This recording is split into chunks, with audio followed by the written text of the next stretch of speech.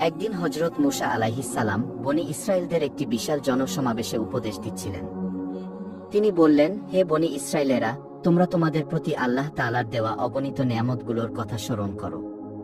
তোমরা ফেরাউনের দাস দাসী ছিলে, আল্লাহ তাআলা তোমাদেরকে সেই দাসত্বের শৃঙ্খল থেকে মুক্তি দান করেছেন। আল্লাহ তোমাদের শত্রু ফেরাউনকে সাগরে নিমজ্জিত করে মেরেছেন এবং তোমাদেরকে মুক্তি দান করেছেন। তিনি তোমাদেরকে হেদায়েতের জন্য তাওরাত কিতাব দান করেছেন এবং একজন জলিলুল কদর নবী দান করেছেন, যার সঙ্গে আল্লাহ তাআলা সরাসরি কথা বলেন।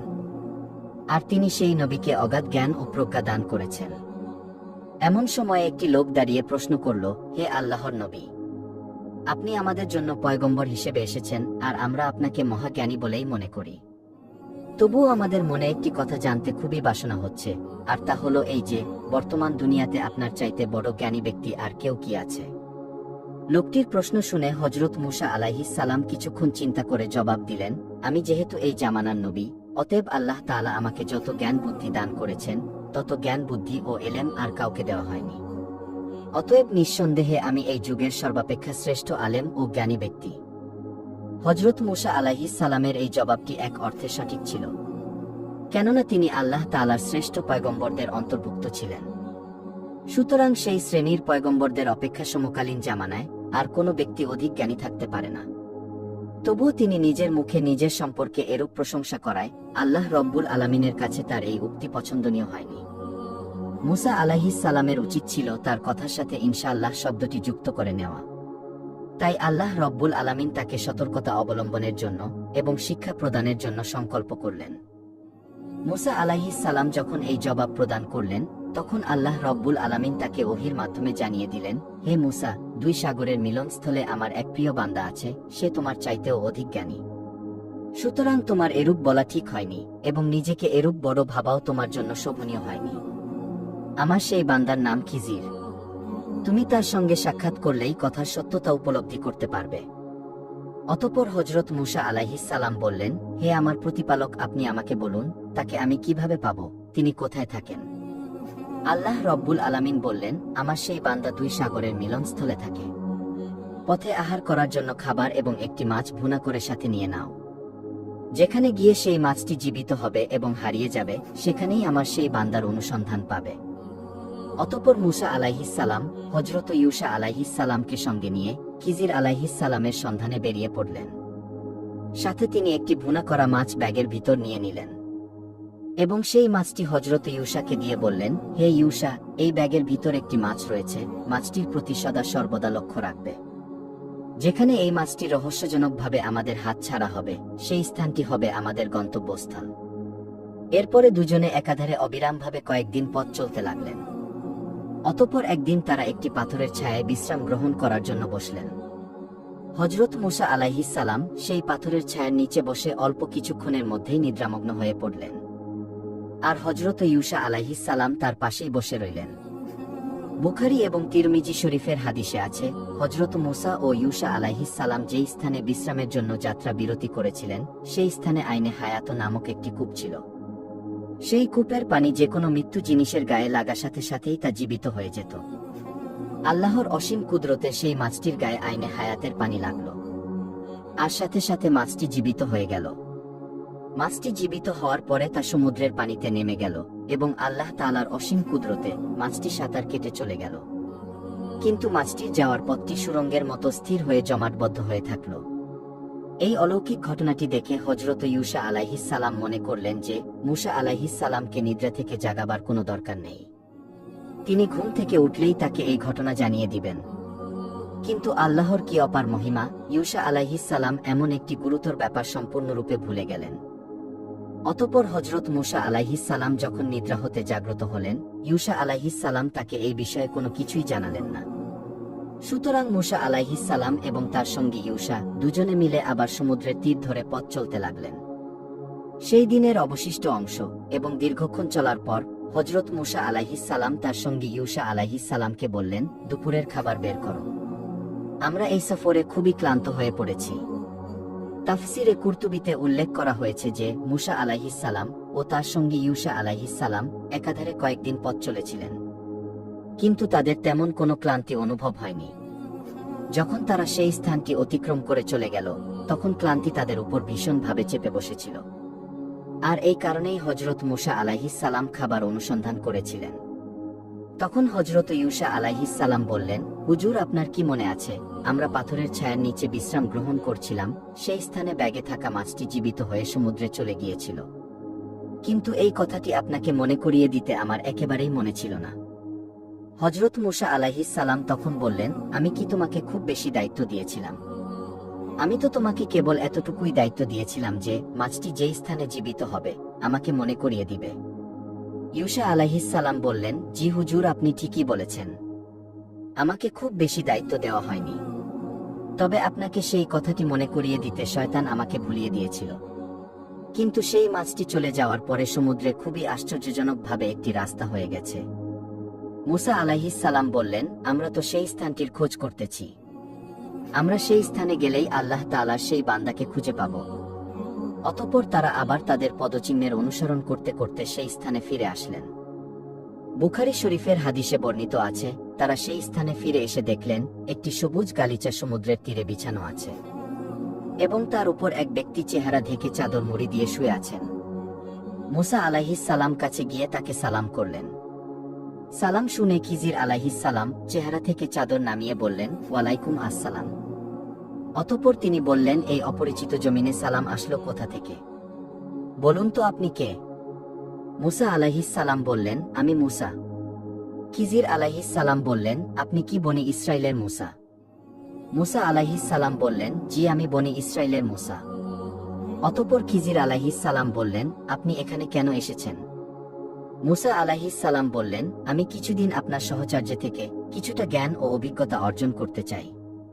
খিজির আলাইহিস সালাম বললেন, কিভাবে আপনি আমার সহচর্যে অবস্থান করবেন? আমার কার্যকলাপে তো আপনি মোটেও ধৈর্য ধারণ করতে পারবেন না। তবে যদি আপনি এই প্রতিশ্রুতি দিতে পারেন যে আপনি আমার কর্তৃক সংঘটিত কোনো কাজের কোনো প্রতিবাদ করবেন না এবং আমি কোনো কাজ কি জন্য করলাম তার কারণ জানতে চাইবেন না, তাহলে আমি আপনাকে আমার সাথে অবস্থানের অনুমতি দিতে পারি। মূসা আলাইহিস সালাম তখন তাকে প্রতিশ্রুতি দিয়ে বললেন, আমি আপনার কোনো বিষয়ে প্রশ্ন করব না এবং আপনার কোনো কাজের উপর মন্তব্য করব না। তার এই কথার উপরে তারা তিনজন সমুদ্রের তীর ধরে সম্মুখে চলতে লাগলেন। এরপর থেকে আল কুরআনে হযরত ইউসা আলাইহিস সালামের কোনো উল্লেখ পাওয়া যায় না। খিজির আলাইহিস সালাম তার দুই সঙ্গীকে নিয়ে কিছু দূর অগ্রসর হওয়ার পরে হযরত মূসা আলাইহিস সালামকে বললেন, এবার আপনি আপনার সঙ্গীকে বিদায় করে দিন, তিনি দেশে চলে যান। তার কথা মতো মূসা আলাইহিস সালাম ইউসা আলাইহিস সালামকে বললেন, তুমি দেশে চলে যাও। তখন ইউসা আলাইহিস সালাম দেশের পথে রওনা হলেন। তিনি তাদের নিকট থেকে বিদায় গ্রহণের পরে হযরত খিজির আলাইহিস সালাম ও তার সঙ্গী মূসা আলাইহিস সালাম সামনের পথে অগ্রসর হতে লাগলেন। কিছু দূর অগ্রসর হওয়ার পরে তারা একটি নদীর মুখোমুখি হলেন। তারা দেখতে পেলেন সেই নদীতে একখানা নৌকা পাল তুলে কোথায় যেন যাচ্ছে। খিজির আলাইহিস সালাম তখন হাতের ইশারা করে নৌকার মাঝিকে নৌকা তীরে ভিড়ানোর জন্য বললেন। খিজির আলাইহিস সালামের কথা মতো মাঝি নৌকা কূলে ভিড়াল। তিনি মাঝিকে বললেন, তুমি আমাদেরকে নদীর অপর পারে নিয়ে চলো। খিজির আলাইহিস সালামের কথা মতো মাঝি হযরত মূসা আলাইহিস সালাম এবং তাকে নদীর অপর পারে নিয়ে গেল। তখন হযরত মূসা আলাইহিস সালাম ও খিজির আলাইহিস সালাম মাঝিকে পারিশ্রমিক দিতে চাইলেন, কিন্তু মাঝি তাদের কাছ থেকে কোনো পারিশ্রমিকই গ্রহণ করল না। এই সময় খিজির আলাইহিস সালাম একটি কুঠার দিয়ে সেই নৌকার একটি তক্তা উঠিয়ে ফেললেন। এতে নৌকাটি ছিদ্র হয়ে গেল। তাফসিরে কুরতুবিতে উল্লেখ করা হয়েছে, আরায়েশ নামক গ্রন্থে বর্ণিত আছে, যখন খিজির আলাইহিস সালাম সেই নৌকাটি ছিদ্র করে দিলেন, মূসা আলাইহিস সালাম একপাশে সরে গেলেন এবং মনে মনে বলতে লাগলেন, আমি এই লোকটির সহবতে থেকে কি শিখলাম? এর চেয়ে বনি ইসরায়েলদের মাঝে ছিলাম, ভালোই তো ছিলাম। তাদেরকে আল্লাহর কিতাব তেলাওয়াত করে শোনাতাম, তারা আমার আনুগত্য করত। অতঃপর খিজির আলাইহিস সালাম তাকে বললেন, হে মূসা, তুমি কি চাও তোমার অন্তরের কথাগুলির ব্যাপারে আমি তোমাকে জানিয়ে দেই? মূসা আলাইহিস সালাম বললেন, জি বলুন। খিজির আলাইহিস সালাম তখন বললেন, তুমি এই সব কথাগুলো অন্তর দিয়ে ভাবছ? মূসা আলাইহিস সালাম বললেন, জি, আপনি সত্য কথাই বলেছেন। এরপর মূসা আলাইহিস সালাম তাকে বললেন, যেই মাঝি আমাদের থেকে কোনো পারিশ্রমিক গ্রহণ করল না, বরং বিনা পারিশ্রমিকে আমাদেরকে নদী পার করিয়ে দিল, আপনি তার নৌকাটিকে এভাবে ছিদ্র করে দিলেন কেন? আপনি কি নৌকার আরোহীদেরকে ডুবিয়ে মারার জন্য এই কাজটি করলেন? আপনার এই কাজটি অত্যন্ত আপত্তিকর। তাফসিরে কুরতুবিতে বর্ণিত আছে, যখন নৌকার ব্যাপারে হযরত মূসা আলাইহিস সালাম আপত্তি করলেন, তখন অদৃশ্য থেকে একটি আওয়াজ আসলো। বলা হলো, হে মূসা, তোমার এই চিন্তা তখন কোথায় ছিল যখন তুমি একটি সিন্দুকের মাধ্যমে সমুদ্রে ভাসমান ছিলে? তখন যদি আল্লাহ রব্বুল আলামিন অলৌকিকভাবে তোমার সেই সিন্দুকটিকে ভাসমান রাখতে পারেন, তাহলে এখন কেন আল্লাহ রব্বুল আলামিন অলৌকিকভাবে এই নৌকার আদিবাসীকে ভাসমান রাখতে পারবেন না? মূসা আলাইহিস সালামের এরূপ আপত্তি শুনে খিজির আলাইহিস সালাম বললেন, আমি কি পূর্বেই আপনাকে বলিনি যে আপনি আমার সঙ্গে ধৈর্য রক্ষা করতে পারবেন না? শেষ পর্যন্ত আপনি প্রতিশ্রুতি ভঙ্গ করলেন। মূসা আলাইহিস সালাম তখন বললেন, দেখুন, আমার একদম মনে ছিল না। অতএব আপনি আমার এই ব্যাপারটি তত গুরুত্ব দিবেন না। আশা করি আমার এই কাজকে আপনি একটু হালকা নজরে দেখবেন আর এটাকে প্রথম ভুল হিসেবে ক্ষমা করবেন। খিজির আলাইহিস সালাম তখন বললেন, ঠিক আছে, আপনার এই ভুলটি মার্জনা করা হলো। অতঃপর তারা দুজন আবার পথ চলতে লাগলেন। চলতে চলতে তারা একটি মাঠের কাছে গিয়ে উপস্থিত হলেন। তারা দেখতে পেলেন সেখানে কতগুলো ফুটফুটে বালক খেলা করছে। তাদের মধ্যে থেকে সবচাইতে সুন্দর ও ফুটফুটে বালকটিকে হযরত খিজির আলাইহিস সালাম ধরলেন এবং তাকে হত্যা করে ফেললেন। তাফসিরে কুরতুবিতে বর্ণিত আছে, সেই বালকটির নাম ছিল শামরুন। হযরত খিজির আলাইহিস সালাম সেই বালকটিকে কিভাবে হত্যা করেছিলেন, এই ব্যাপারে 3 রকমের বর্ণনা আছে। তাফসিরে কুরতুবিতেই এই 3টি বর্ণনা উল্লেখ করা হয়েছে। হযরত ইয়ালা রাদিয়াল্লাহু তাআলা আনহু বলেন, খিজির আলাইহিস সালাম বালকটিকে চিৎ করে শুইয়ে দিয়ে ছুরি দ্বারা জবেহ করে দিয়েছিলেন। বুখারী এবং তিরমিজি শরীফের হাদিসে আছে, খিজির আলাইহিস সালাম তার মাথা ধরে টেনে ছিঁড়ে ফেলেছিলেন। আর তাফসির গ্রন্থে আছে, খিজির আলাইহিস সালাম পাথর দ্বারা তার মাথা থেতলিয়ে তাকে হত্যা করেছিলেন। তাফসিরে কুরতুবির মুসান্নেফে এই 3টি রেওয়ায়েতকে একসাথে এভাবে বর্ণনা করা হয়েছে যে, প্রথমে হযরত খিজির আলাইহিস সালাম সেই বালকটির মাথায় পাথর দ্বারা আঘাত করেছিলেন। অতঃপর তাকে চিৎ করে শুইয়ে জবেহ করেছিলেন। এরপর তার মাথাটাকে দেহ থেকে বিচ্ছিন্ন করে দিয়েছিলেন। আর এভাবেই তিনি বালকটিকে হত্যা করেছিলেন। শরীয়তের ধারক বাহক এবং প্রচারক, কঠোর নীতির অনুসারী হযরত মূসা আলাইহিস সালামের মতো একজন তেজস্বী পুরুষ যখন এই নিষ্ঠুর ঘটনা দেখলেন, তিনি আর চুপ থাকতে পারলেন না।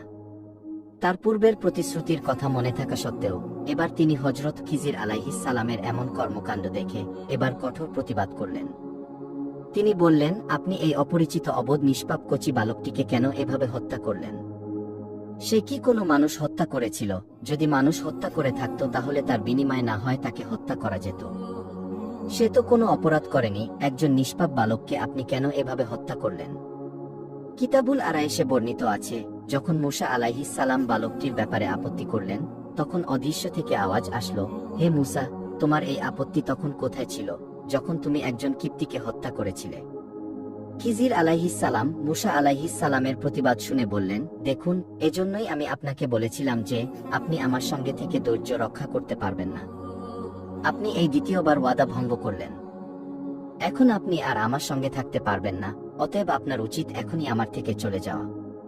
তখন হযরত মূসা আলাইহিস সালাম তার ভুল স্বীকার করে বললেন, দেখুন জনাব, আমি অপরাধ করেছি। এবার আপনার কাছে নতুনভাবে প্রতিশ্রুতি দিচ্ছি যে আর কখনো আপনার কোনো কাজে কোনো প্রকারের মন্তব্য ও প্রতিবাদ করব না। যদি এই ধরনের কোনো প্রতিবাদ আমি করে ফেলি, তবে আপনি তখনই আমাকে তাড়িয়ে দিবেন। অনুগ্রহ করে আমাকে আরেকবার সুযোগ প্রদান করুন। হযরত খিজির আলাইহিস সালাম বললেন, আচ্ছা ঠিক আছে, আপনাকে এই শেষবারের মতো সুযোগ দেওয়া যাচ্ছে। এরপরে যদি আপনি আমার কোনো কাজে প্রতিবাদ করেন, তাহলে আপনাকে তখনই বিদায় করে দেওয়া হবে। অতঃপর আবার তারা দুজনে পথ চলতে লাগলেন। পথ চলতে চলতে তারা ক্ষুধায় ও তৃষ্ণায় খুবই কাতর হয়ে পড়লেন। কিছু দূর গিয়ে তারা দেখতে পেলেন একটি গ্রাম। তারা তখন সেই গ্রামে প্রবেশ করে সেই গ্রামের অধিবাসীদের কাছে কিছু খাবার ও পানীয় চাইলেন। কিন্তু সেই গ্রামের কোনো একজন লোকও হযরত মূসা ও খিজির আলাইহিস সালামের আহ্বানে তাদেরকে খাবার ও পানীয় প্রদান করল না। খাবার ও পানীয় না পেয়ে তারা সেই গ্রাম থেকে বের হয়ে পড়লেন। গ্রাম থেকে বের হয়ে তারা দেখতে পেলেন সেই গ্রামের এক প্রান্তে একটি প্রাচীর অবস্থিত রয়েছে, আর সেই প্রাচীরটি ভেঙে পড়ার উপক্রম হয়েছে। তাফসিরে কুরতুবিতে সেই দেওয়ালটির বর্ণনায় বলা হয়েছে, দেওয়ালটির পুরুত্ব ছিল 30 গজ, আর দৈর্ঘ্য ছিল 50 গজ এবং প্রস্থ ছিল 50 গজ। খিজির আলাইহিস সালাম যখন দেখলেন সেই দেওয়ালটি হেলে পড়েছে এবং তা ভেঙে পড়ার উপক্রম হয়েছে, তখন তিনি তার হাত দিয়ে সেই দেওয়ালটিকে একটি ঠেলা মারলেন, আর সাথে সাথে দেওয়ালটি সোজা হয়ে গেল। দেওয়ালটি মেরামত করার ব্যাপারে তাফসিরে কুরতুবিতে এই লেখাটি উল্লেখ করা রয়েছে। দেওয়ালটি মেরামত করার পরে হযরত মূসা আলাইহিস সালাম অত্যন্ত বিরক্ত হয়ে বললেন, জনাব, যে গ্রামের লোকেরা আমাদেরকে সামান্য পানীয় পর্যন্ত দিল না, সেই গ্রামের এই ভগ্ন দেয়ালটি এরূপ বিনা পারিশ্রমিকে আপনি কোন উদ্দেশ্যে মেরামত করে দিলেন? উপযুক্ত পারিশ্রমিক নিলে তা দিয়ে হয়তো আমরা কিছু খাবার ক্রয় করতে পারতাম এবং সেই খাবার খেয়ে আমাদের ক্ষুধা ও পিপাসা নিবারণ করতে পারতাম। আমি আপনার এইসব কাজের কোনো অর্থই বুঝতে পারছি না। কিতাবুল আরায়েশে বর্ণিত আছে, হযরত মূসা আলাইহিস সালাম যখন দেওয়াল মেরামতের ব্যাপারে আপত্তি তুললেন, তখন অদৃশ্য থেকে আওয়াজ আসলো, হে মূসা, তোমার এই আপত্তি তখন কোথায় ছিল, যখন তুমি শুয়াইবের কন্যাদেরকে পারিশ্রমিক ছাড়াই কূপের পাথর উঠিয়ে পানি পান করে দিয়েছিলে? তখনও তুমি অনেক ক্ষুধার্ত ছিলে। খিজির আলাইহিস সালাম মূসা আলাইহিস সালামের এই আপত্তি শুনে বললেন, আপনি এই তৃতীয়বার আমার কাজে প্রশ্ন তুললেন এবং আমার কাজের প্রতিবাদ করলেন। এইবার আর আপনাকে আমার সঙ্গে কিছুতেই রাখতে পারছি না। আপনি এখন থেকেই আমার থেকে বিচ্ছিন্ন হয়ে যান। বুখারী ও মুসলিম শরীফে বর্ণিত আছে, রাসূল সাল্লাল্লাহু আলাইহিস সালাম বলেছেন, আল্লাহ তাআলা আমাদের উপর এবং হযরত মূসা আলাইহিস সালামের উপর রহম করুন। যদি তিনি আরও একটু সময় ধৈর্য ধারণ করতে পারতেন, তাহলে আরও অনেক আশ্চর্যজনক বিষয় তিনি দেখতে পারতেন। কিন্তু তিনি তাড়াহুড়া করে বলে ফেললেন, এরপরে আর কোনো আপত্তি করলে আমাকে আর সঙ্গে রাখবেন না। অতঃপর খিজির আলাইহিস সালাম বললেন, কিন্তু আপনি চলে যাওয়ার পূর্বেই আমি আমার এই কাজের রহস্যগুলি আপনার সামনে বর্ণনা করে দিচ্ছি।